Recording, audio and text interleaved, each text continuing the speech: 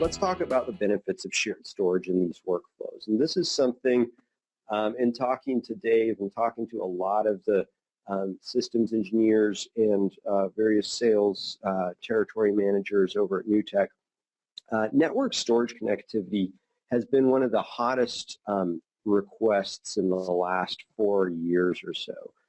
And here it finally is. So what is network storage? Well, it's the ability to have shared storage devices where you've got multiple TriCasters, multiple workstations, all connecting to that same recording media at the same time. So kind of in the past and, up until NAB this year, kind of your TriCaster workflows and your anything outside of that really had to exist separate. You would record locally to that TriCaster. It records those hard drives that are built in. And then what you would have to do is you'd kind of copy that data after a record, move that data around manually. This is what we kind of, the storage geeks refer to as a push-pull network. So it's okay, but there's much better ways to do that. I mean, this is why network storage was invented, to get away from this type of workflow. So what you can do now with Platform, it actually enables you to, rather than recording directly to those disks on the TriCaster, you're now able to record directly to the network volumes. So this opens up all sorts of benefits. So kind of the two biggest core things that this does for you is it gives you much higher level of data protection. First and foremost, now you're recording to RAID protected volumes that can automatically be archived, automatically be synced and replicated to other storage. Your level of data protection just skyrockets, which is so critical these days. It's everything that our business exists on are just these data files, so we've got to protect those. The other thing it does, which is where people get much more excited, because data protection, it's critical, but it's not that exciting sometimes. But what is pretty exciting is the workflow benefits that it opens up. And we'll dive into some of those specifically here soon. But just as a quick example, if you're recording, 8 separate ISOs on a TriCaster 8000, you've got to allocate 2. You can't do more than 2 of those ISOs per hard drive that you're recording to. Well, you can make that much easier with this type of setup. You can record all 8 ISOs directly to a single volume. You can have get rid of that push-pull step. You can have immediate access, whether that's to other NewTek devices. If you're mixing a TriCaster and a 3-play into the same workflow, or if you've got some post-production needs, you need to take that same material and really utilize it in a more of a post environment, you can have immediate access to those files. So this really opens up much higher end workflows than have been available in the past. So how this works is really simple. We actually connect to just the built-in Ethernet port that's already on your TriCaster. So this makes it really easy to connect. You can connect directly to a platform. Platform also has built-in Ethernet ports, or you can go through a switch. I think most people are going through switches just for the fact that it allows you to connect to a lot of other different devices. It allows you to stream over the web, of course, and then, of course, connect to all of your other workstations as well. So the idea here and the point here, though, is this: it's very simple. You don't have to add anything. It's not an option on TriCaster. That connectivity is built in and just uses those standard Cat5e gigabit Ethernet cables that, if you're like most of our customers, you've got about 20 of those sitting around. We're able to get up to 8 ISOs recording all at the same time, and I'll go over the specs here in a second. There's a couple advantages that we have and why we get such great performance out of that built-in Ethernet port. And the first is our low latency protocol. So What we really did is we built our platform server on a Windows 2012 infrastructure, and then we used standard networking, but we took those standard networking protocols and we tuned them in a way that allows us to get zero latency. So this is kind of our magic potion, our secret sauce as far as how we get this video performance that you need, which if you've ever tried to set up a network server and just using vanilla products out there, might be great for opening Word documents, but when it comes to video, they just fall apart. So that's kind of how we get that video performance you need. And it was also advantageous for us that we've got a Windows backbone. TriCasters are built on the Windows platform as well. Made everything just very easy working together. So let's talk specifically about performance and scalability. And actually, before I get into this, just a quick reminder, we do have that chat window. I'm not paying attention to it, but that is there if you've got questions. It looks like some people have some questions coming in. So keep feeding those. And Dave and David, if you guys ever want to interrupt me for any of those questions, feel free. So performance and scale. Excellent. So as far as performance and scalability goes, we've got the ability to do up to 8 ISO recordings and two playback streams per NewTek device. So how many devices and how many total streams you can get all kind of depends on a lot of factors, but the real quick rules of thumb is we've got 2 separate versions of the platform that are supported in this workflow. Right now you're looking at the Studio, that kind of square box up there at the top. That's our system for smaller work groups. It's great for like 2 to 8 users. Fantastic little box, and that can support 2 NewTek devices, and that could be 2 TriCaster 8000s, that could be a couple 3-plays, and in fact, depending on what you're doing with those, you can get more than just 2 devices on that. So, for instance, if you've got 4000 series, you can get 4 of those on there. So. Really working with us, working with our reseller partners to know those specs is the best way to know for sure. But our platform online, this is really a much more enterprise storage solution. So I'll kind of glaze over some of the details of that, but this is our higher end product that can support up to 4 NewTek devices on a single chassis there. So if you want to look at this kind of from a stream count standpoint, which is actually probably a little bit more accurate, because if you've got a couple 410s, then you're not going to be pushing that many ISOs anyhow. So there's a couple different formats that the NewTek records in. We kind of picked probably the 2 most popular that we've seen in the marketplace, and here's just a couple stream counts, so you can kind of figure out what you can do on your own. So, it's pretty sweet on that platform online. You can have up to 35 ISOs all happening simultaneously. So pretty impressive performance with these. And of course, you can mix and match these systems to be alongside your Premiere Pro, After Effects, Final Cut Pro, Avid systems. They all play very well together. So as far as scalability goes from kind of a storage standpoint, so we looked a little bit at performance with NewTek devices there.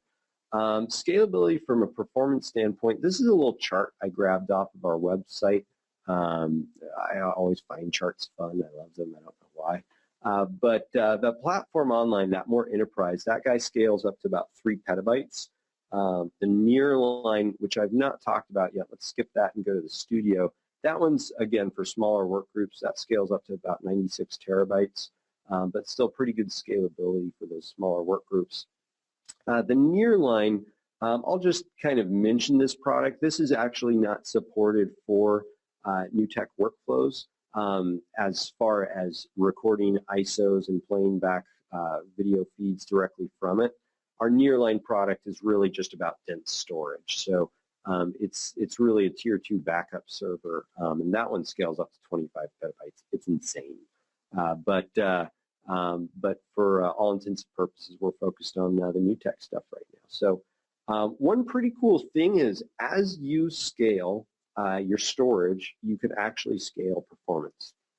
So this is a little graphic here. Each platform server, each platform online server supports up to 3 additional expansion chassis. So these are each 16-bay expansions. You can support up to 4 16-bay chassis, which is 1 server and 3 expansions. But the cool thing is, and why we limit it at that number is because we can grow exponentially in both storage and performance. So, you know, we go back to that concept. Let me scroll back up here. We go back to 35 ISO records all happening at the same time on that 420 format. Well, if we needed 70, we could achieve that with a platform and an expansion. So you've got a great ability to scale performance and storage at the same time. So that's all kind of some baseline knowledge, and that's all kind of theoretical specs, all that stuff. That's cool. I love example workflows. They help me kind of picture this stuff, how you could use it. So of course you could, and I probably should have put up one of these example workflows. You can just have a TriCaster, a single TriCaster going to a single platform studio, recording those ISOs, you're good to go. That's going to give you a lot of speed. It's going to give you a lot more data protection. It's going to allow those files to be on the network immediately, instantly available for everybody. That's a pretty straightforward workflow. So a couple kind of cool ways you can kind of change up this stuff is this is an example of kind of a mission critical feed. So this is, we actually take the output from a camera, you know, split that SDI signal and go into 2 separate TriCasters. Both of those TriCasters can be recording, and this is pretty cool. You can record the same ISOs at the same time to your TriCaster and to the platform. So really creating a lot more redundancy in that file path. But in this particular workflow example, we're splitting that SDI signal, recording both of those simultaneously to that same platform, to the same storage volume. So literally, we can have the storage server, the platform, that can fail, not that it ever would, but that can fail, and you've still got your data. You can have one of these TriCasters fail, and you've still got a backup TriCaster over here.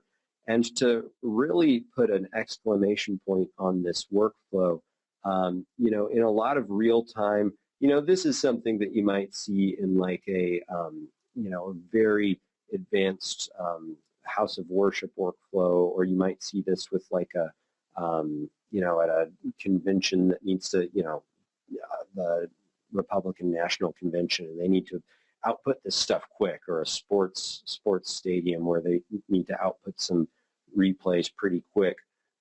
You can actually, you know, if you've got these camera feeds coming in, you want to protect this data as it's coming in. You don't want to really mess with this.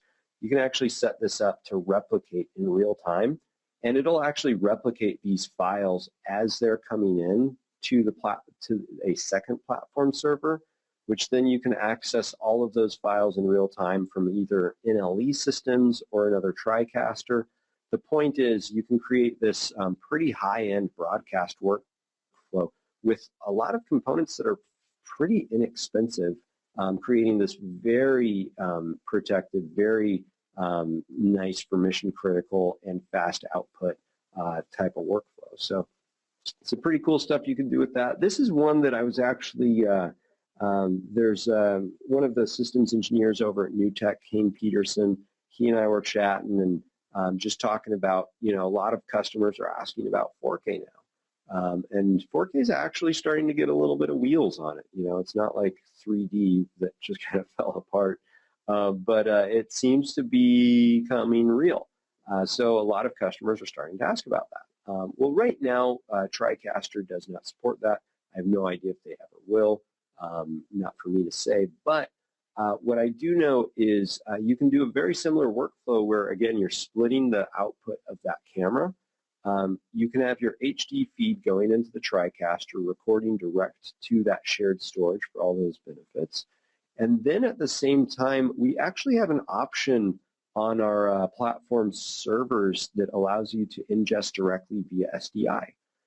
So you can simultaneously capture that raw 4K material directly to the platform.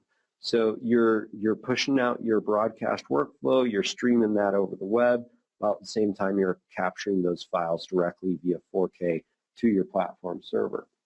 So some pretty cool options. You know, there's a lot of different workflows that we could go over. The cool thing about this stuff is every workflow is always unique on some level. So the nice thing is now technology is really getting to a point, these systems are really getting to a point where they're, you know, building blocks that we can, you know, all the time we have customers coming to us, oh, I'd love to be able to do this because it would enable me to save the world. And you can usually figure out how to do that. So it's pretty sweet. So I do want to talk a little bit about some of the other uses of platform because, you know, at the end of the day, the shared storage stuff is great and it's really critical, but that's really just kind of the tip of the iceberg of the platform server products. We're kind of starting to change our marketing into the idea of a workflow server rather than a shared storage server.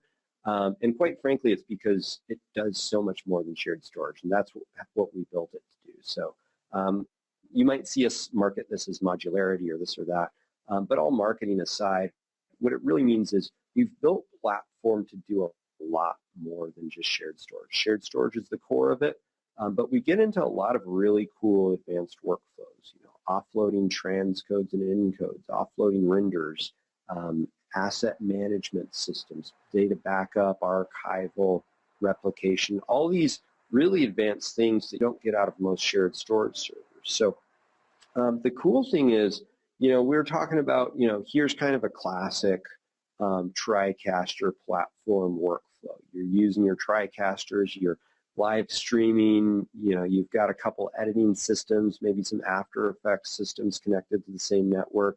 They're doing their work. They might be doing some work alongside the TriCasters, et cetera, et cetera. In this scenario, you know, we're using platform as kind of a big dumb storage server. And it's really good at that. And I shouldn't downplay that too much when I say big dumb. You know, it's one of about half a dozen storage servers that can actually handle real video performance in the world. So there's a lot of benefit there, but where it gets really, really cool and where it really starts to become part of the core infrastructure of your facility is in that idea of what else can we use this for. So just as examples, you know, we talked about those two file formats that the TriCaster works in natively. Well, maybe that's not the file formats that you're using at your facility. Maybe you want your mezzanine file format is ProRes, or maybe you need to output, you know, your final deliverables need to be in ProRes. Well, platform can not only, you can record those new tech file formats directly to the platform. You can actually set platform up so as soon as that file is created, platform on its own starts encoding that file over to ProRes.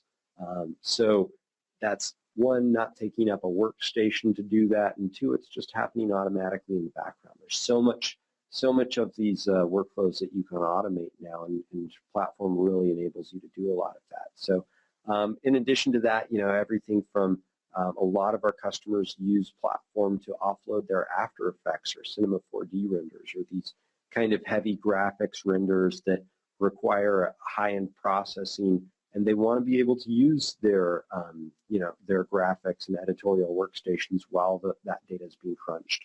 Well, you know, let's not only centralize our storage, let's centralize our processing power too. So there's so many cool workflows you can get into that, and you know, I just want to drive home the point of you can really use these so much more beyond just shared storage. So that is all I have for today. So let's get in some Q&A. We've got, looks like we've got about 5 minutes here. So Dave and David, David, I actually can't unmute you. Let's, here. You should be unmuted now. You should be on mute. Can you hear me? Hey, Nate, can you hear me okay? Yeah, I've got you now. Excellent. So I've got a couple of questions here. The first one is from Adam, actually. He says, we have our TriCaster connected to a switch. Will the ProMAX system support direct record and playback via that switch, especially if there's going to be other devices connected to that network? Yeah, that's a fantastic question. And so you can utilize switches with the platform. You know, it does have to be a low latency switch. So that's really critical when it comes to anything film or video related. Low latency switch is absolutely required. That said, most low latency switches will work just fine with this.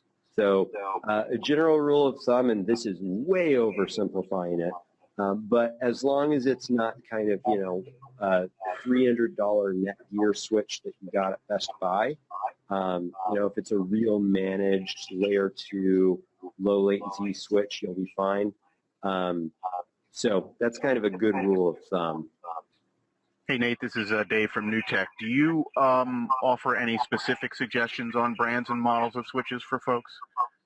You know, there are a couple that we officially support, and if you're interested, I can certainly get a list of those over to any customer that has those. Generally, we just really do that on a one-off basis because everybody's got a different switch. But I know there's a couple Dell Power Connects that we support. I know there's some, I know a lot of our customers have integrated these with Cisco switches. We've worked, we directly support Interface Master switches. But again, there's a lot of customers that come to us said, hey, this is the switch I have and it'll work just fine.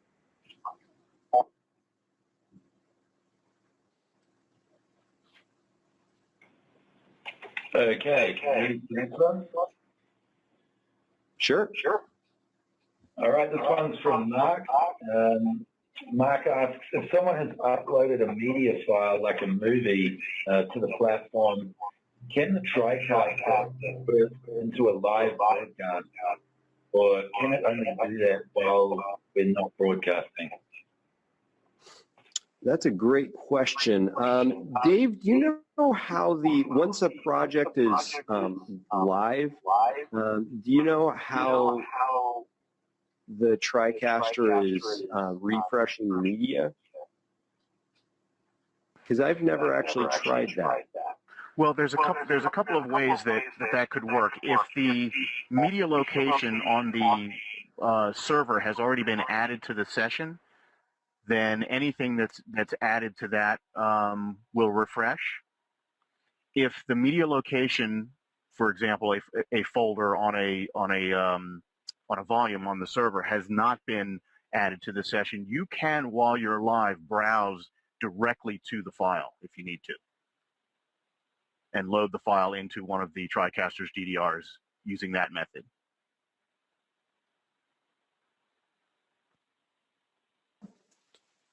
Okay, cool. And sorry about some of those audio things here, guys.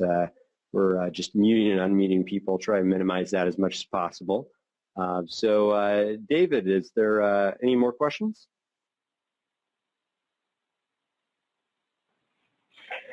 Yeah, just one more. This is from Derek. Derek asks, if a customer already has a storage system like an existing SAN or a NAS, can that be repurposed somehow? Can they reuse that somehow in the workflow, even if it can't, be used with TriCaster to record directly? Yeah, cool. Man, another good question. So yes, the short answer is yes. The long answer is a platform will allow you to use any locally attached storage to be managed by platform. So what that means is any, whether it's a like for instance on our studio, we've got Thunderbolt ports built into the platform studio, so a Thunderbolt device, FireWire, USB, on the larger side of things, SAS, smaller side again, eSATA, or fiber channel. You can connect any of those types of storage systems directly to a platform and then allow platform to manage that. Now, could you record directly to that media through your platform? Absolutely. We would not be able to guarantee performance specs on that. It would really just depend on what kind of storage it is. But in general, if it was, eSATA, SAS, or fiber channel, it'd probably be pretty fast and it'd probably give you pretty solid performance. If it was just a little FireWire drive that you were plugging into, you could access it, and I'm really guessing here, but you might get, 1 or 2 ISO records out of that over the network. But yeah, you could absolutely repurpose that storage. Okay, great. The next one is from Earl, and this is a question about the HD SDI direct capture to platform. And Earl wants to know if we have our own capture software or our own capture cards. How does that work? Absolutely. So we do not. We are actually an OEM partner with Bluefish Technologies. They've got some really great options for SDI ingest. So we partner up directly with them.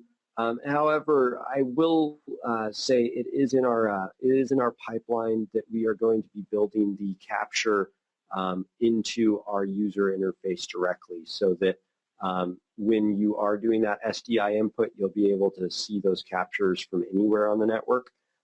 However, right now, that's still 6 months out. Right now, at this exact date, you would actually have to log into the platform server directly and utilize the Bluefish interface to do that capture.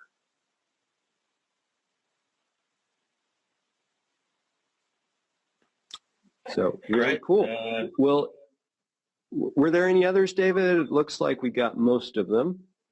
Yeah, those were the main ones. I think I got everything else in the chat. Thanks, Nate. Awesome. Well, again, Dave, David, everybody, thank you guys so much for joining us. It's been a real pleasure, and we appreciate you guys spending your time with us. And if you have any questions, don't hesitate to reach out to either Dave Page or myself, and we're happy to answer anything offline for you. Thanks so much, and have a great day. It's been a pleasure.